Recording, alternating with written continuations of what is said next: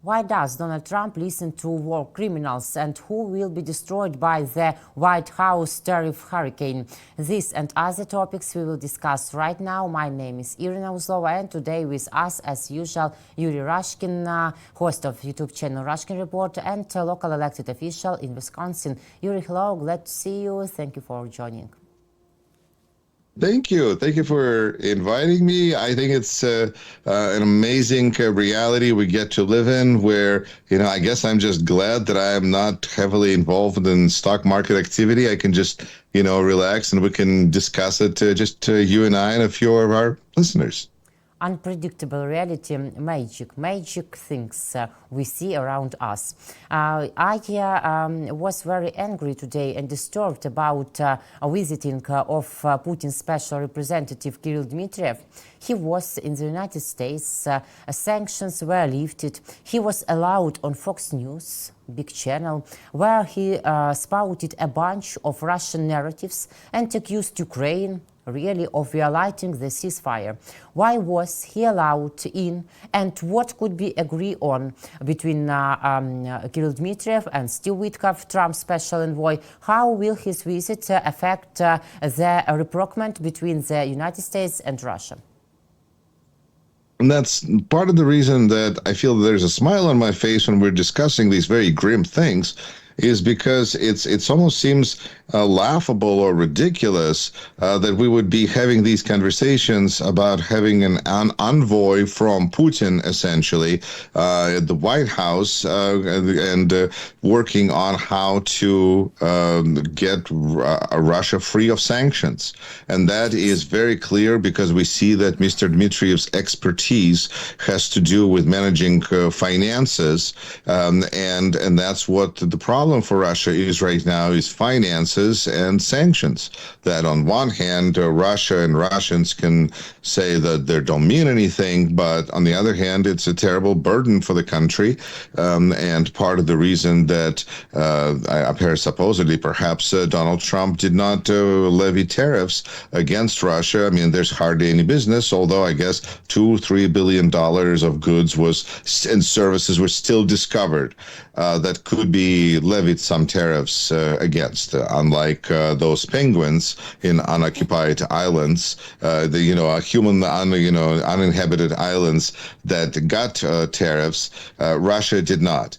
And something happened, maybe if those penguins joined the FSB, they would have been more successful. Penguins. But until then, I think that Dmitriev's visit is highlighting to what extent the United States is now really viewed, I think, as part of Russia by Kremlin. Because they're coming in here to dictate their terms. They're telling us what to do. I think that as an American, I find this kind of shameful, kind of embarrassing that we would have such close relationship with Russia.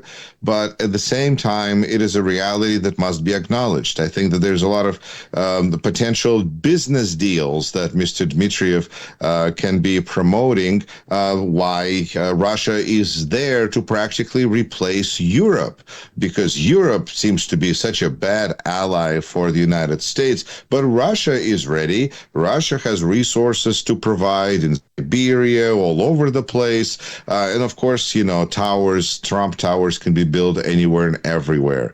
And these possibilities, I think, is potentially what may be leading President to be so unhappy with President Zelensky, is that, again, Ukraine just keeps getting in the way of United States and Russia, having, really their leaders, having great business relations. And I think that's what it's all about. So when we hear any pronouncements from Mr. Dmitriev about Ukraine, it just seems kind of out of place. What does he know about the situation? He knows much more about America. He knows much. He was educated in the West. He graduated from Stanford. How does it's a separate conversation of the privileged life that he's lived that allowed him to take advantage of America, the things that America has to offer to such utmost extent, because it's kind of ironic because Mr. Dmitriev and I were We showed up in this country practically at the same time. I came with my family as refugees from Soviet Union, and he came as an exchange student because his father was a high, upper Communist Party figure, and he graduated from Stanford and had access to the best of the best. And now his wife, I mean, I wouldn't envy that. That seems a little much, but his wife is best friends with Putin's daughter. So he's very clearly, very closely connected to Putin and knows much more about money than he does about war in Ukraine and anything to do with it. So that's why I would expect those decisions to be the ones that they would be discussing. Of course, it could be an interesting twist if, let's say, Russia had its sanctions removed and then it had a tariff put on it to make it seem kind of like a kind of a circumcised piece that would make somebody supposedly feel better, because we often see this from the 47th president, where he does something that may seem unconscionable, but then he says, but look, we're making money on this, and that makes it okay. And you go, no, wait, that makes it worse. But no, so I think the same way that he is perfectly okay and comfortable selling American citizenship for $5 million, why not sell America to Russia for $500 trillion zillion, which Russia is very glad to pay. But Yuri, there is a huge difference between you and Kirill Dmitriev, a whole abyss in worldview and principles, and we see it exactly how different people can be in such way. Dmitriev also said, talking to Fox News, that Russia is considering some security guarantees for Ukraine, but of course no NATO, no accession Ukraine to NATO. What could he have meant? How do you think? And does this message indicate some change in Russian position, or it just eye rolling? I think that security guarantees, there's a couple of things that I would take a look there. First of all, I would consider the fact that Russia cannot be trusted, and therefore any guarantees from Russia would be invalid by definition. At the same time, guarantees from President Trump seems like something that oxymoron. Because what we are seeing right now in the financial markets is a lack of guarantee that president will make sensible decisions, and that situation is going to be somehow improved. There's no faith in that whatsoever.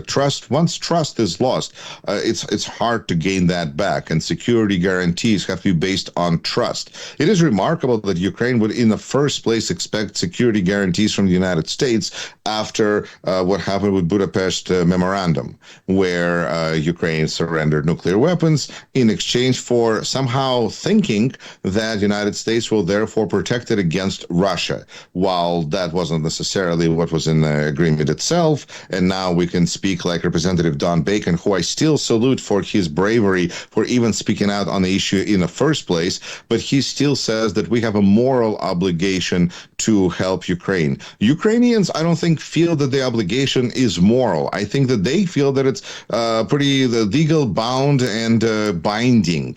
Whether that is reality, well, then we're back to the question of the United States and security guarantees. At the same time, Putin never seems to have given up on his desire to consume Ukraine as a whole. And so any sort of security guarantees would be meaningless, because he doesn't just violate every agreement, but he has a goal which has been very clearly stated. He wants to own Ukraine. So I think that all of these conversations lead us just to understanding that the longer these negotiations take place, the better it might be for Ukraine, because A, that means that help from that was approved by President Biden, former President Biden, continues as the process continues to evolve, because taking away aid would be punishment for not following through. But at the same time, considering that whatever Trump administration keeps, we see leaks of what isn't maybe in these capitulation agreement. I'm sorry, the peace agreement, as the Trump administration may see it, that it may be unacceptable to Ukraine to sign such a document, which would lead us to the next stage of this production, where 47th president can declare Ukraine to be responsible for its inability to agree to peace, even though peace really means just capitulation.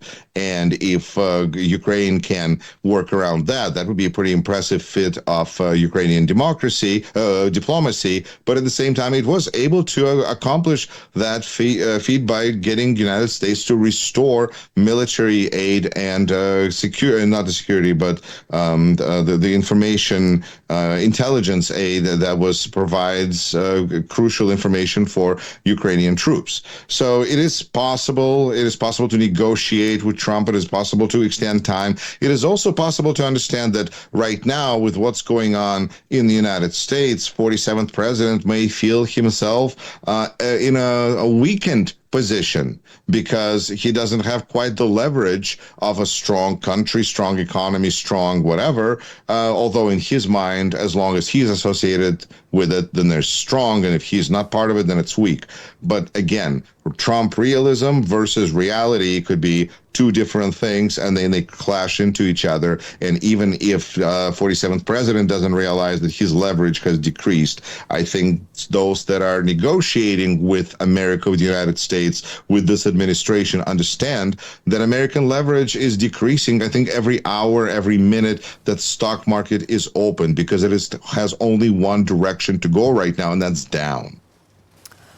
We will soon know whether Russia is serious about peace. If yes, that would be great. We will move towards peace. If not, we will have to assess our situation and what we will do with it. We are looking to see if Russia is ready for peace. Not their words, but their actions will show whether they are serious about this. For the first time since March 18, the day that Russia declares as a day of ceasefire, which it itself violates, Secretary of State Marco Rubio said that yes, Putin is violating. But how will the USA change its decisions when it sees that Russia exactly continues to violate everything? Will Trump really use the levers of pressure? While it is reassuring to hear Secretary Rubio say some of the right words that should be said more often and more regularly, we need to also understand that sometimes words are just that, just words, because ultimate decision maker in this situation is President Trump. And certainly Secretary of State has shown that he has very little influence over the decisions that are being made by this White House. And I'm sure that Secretary Rubio is probably considering himself to be quite lucky at the moment that he is not on the hot seat that supposedly the other adult in the room, National Security Advisor Michael Waltz, is sitting on because of the Signal Gate scandal that is breaking out right now, where we actually are starting to see some Inspector General to take a look at the Secretary Hegseth actions in this, because it is a total fail of so much protocol and so many procedures. It shows so much disrespect for everything that is supposed to provide our security and be guarantees of our national security. How can we talk about guaranteeing anybody else's national security when we seem to be failing to guarantee our own? The National Security Advisor Waltz, who is now in the hot seat because he included a journalist in a chat that shouldn't have been taking place, yes. But supposedly these types of chats are happening all the time, in a sense that there was at least 20 different chats that were admitted by various people as having been a part of.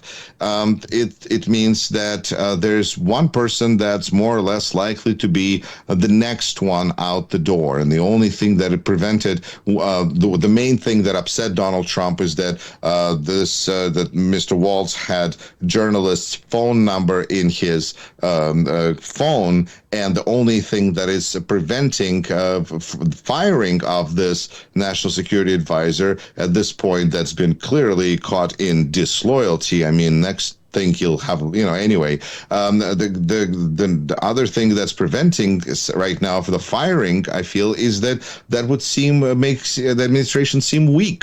Will make the administration seem like they are bending to the will of the people. I mean, that's what weak democratic states do. And this really reminds me of Putin, because whenever there was a protest against some other corrupt individual, especially if Navalny, remember Navalny, he would put out those popular videos, like there was one about Medvedev and how corrupt he was and how pitiful he was, and everybody laughed at Medvedev. But did Putin fire Medvedev then? No, because Putin doesn't play those games. Because if he's gonna have somebody who's being attacked, you can't fire that person. Essentially, you can have, and there's been examples even worse when the most corrupt individuals, I'm thinking of the Attorney General of Russia, that was incredibly, of course, corrupt, but practically by definition, and one of the very popular movies of Navalny was about him. Eventually, he retired long after all the scandal has settled, but he would not be fired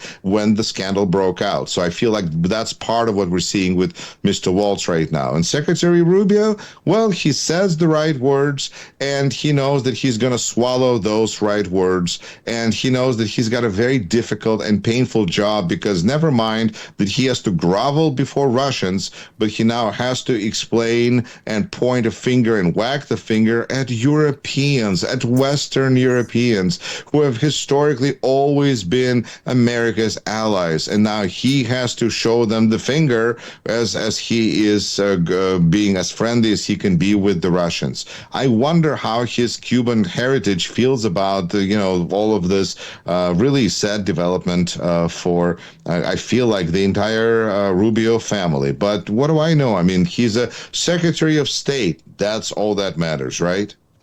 Yes, and we see that he's really normal among different representatives of Trump's administration, really, and maybe it's difficult to him, but what could he do, really?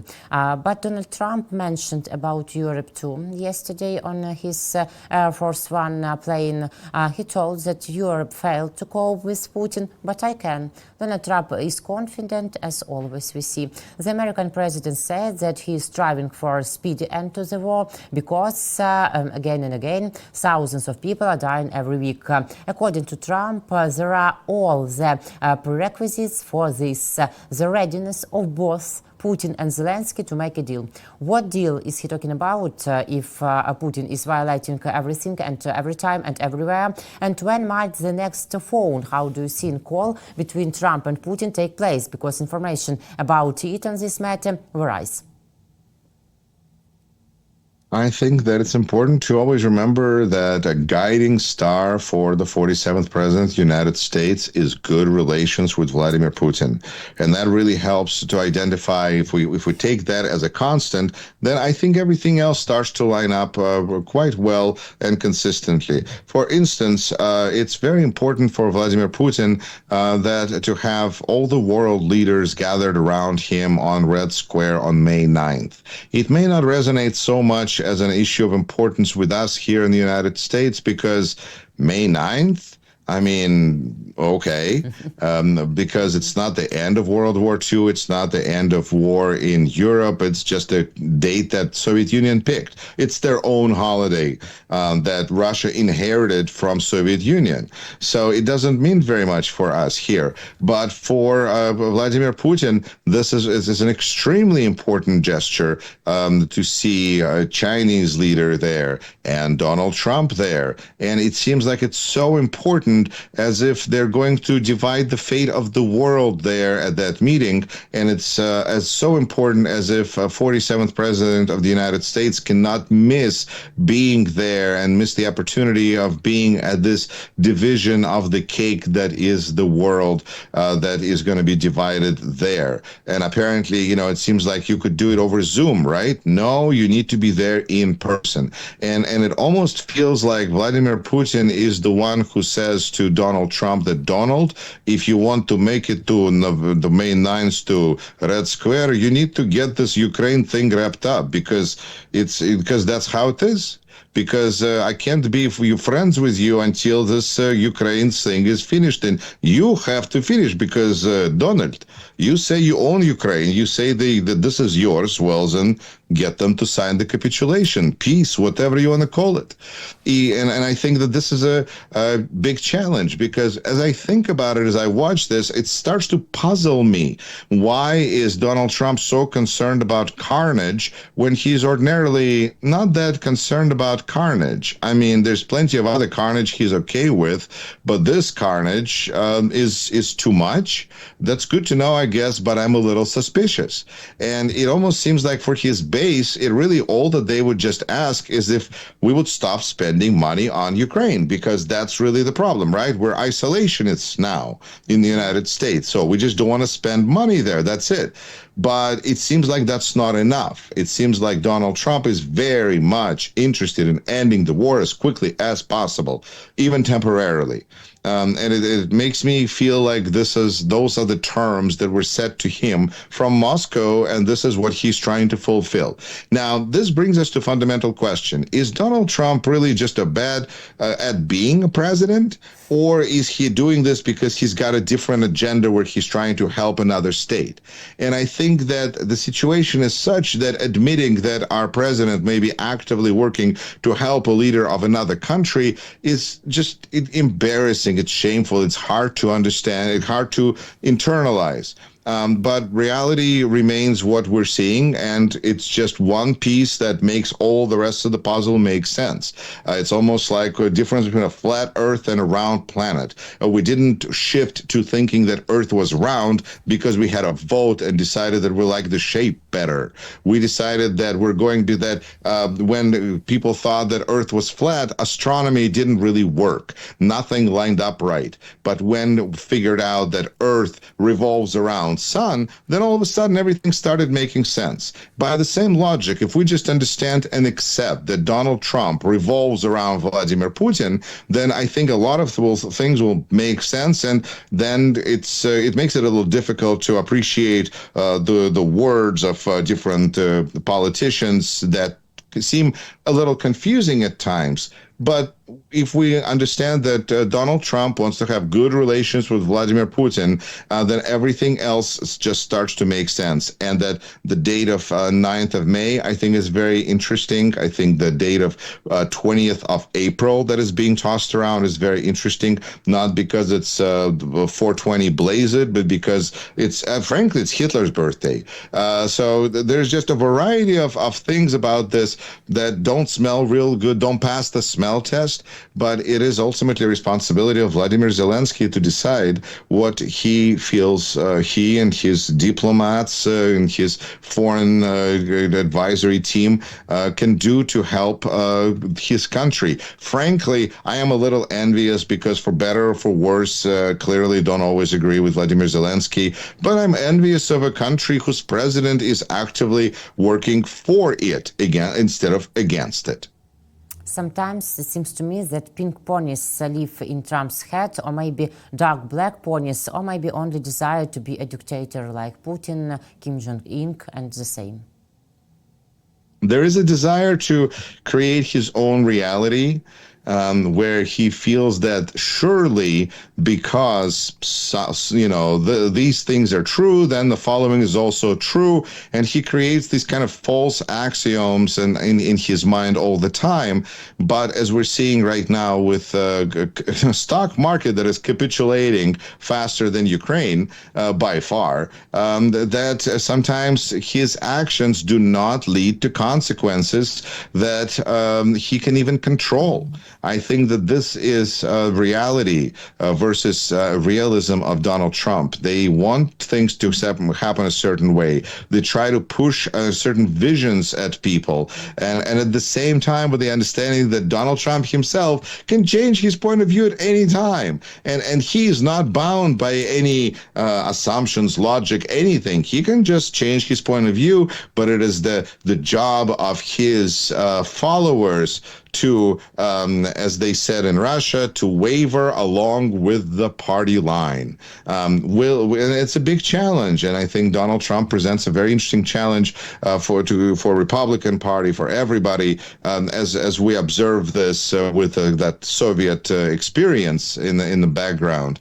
But it's very worrying because United States has not been through the Soviet experience, and that means that on one hand we have an incredible reserve of people who have not been pushed out of the country, who have not been destroyed over hundreds of years of so-called negative selection, but at the same time we're also not inoculated against the threats that this kind of politicking brings with it.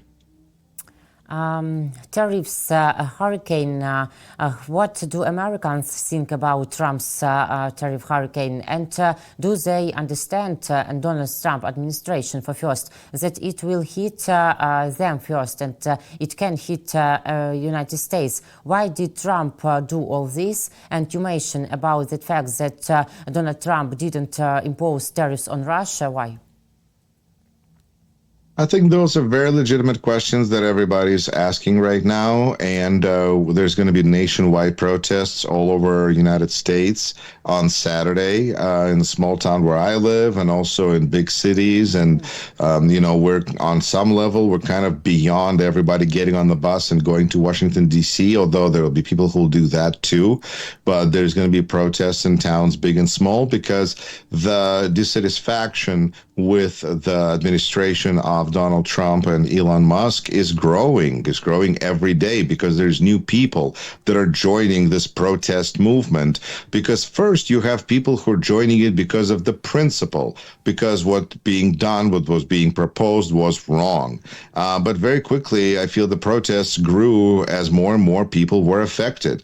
And we went from people in the LGBTQ community to immigrants, to federal employees. The list keeps on growing, and then will keep on growing. And this means that these protests are going to be just more and more massive. And when you add to it the $2.5 trillion of wealth that was wiped out due to president's actions, directly due to president's actions, it's all of America, every American that had a pension fund that was invested lost money on this, and our economy will continue to lose. With so far, the bottom has fallen out. We have not reached the bottom yet.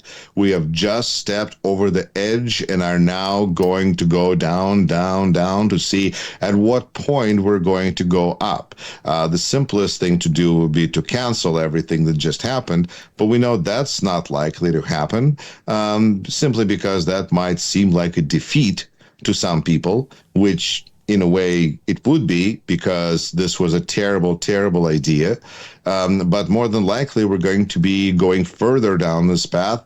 And I'm not even sure if this is a problem that can be ultimately be solved without having a different administration in place. This, Irina, what happened on April 3rd is very reminiscent to me, the more I think about it, on what happened when Russia had the big invasion of Ukraine on 24th of February of 2022. Because certain things you can't take back. You can't unwind a war, and you also then lose all trust in a person that you need to be making a deal with about peace, because nobody trusts Putin and nobody trusts Donald Trump.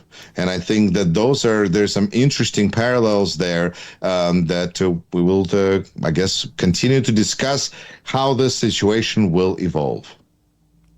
We see big challenges, big problems, and your big professional answers. Thank you for it and for this conversation, Yuri. Glad to see you. See you next week. Thank you. Yuri Rashkin, host of YouTube channel Rashkin Report and Rashkin Report in English, and local elected official in Wisconsin was with me. My name is Irina Uzlova, and with us, guys. Thank you for viewing. Take care.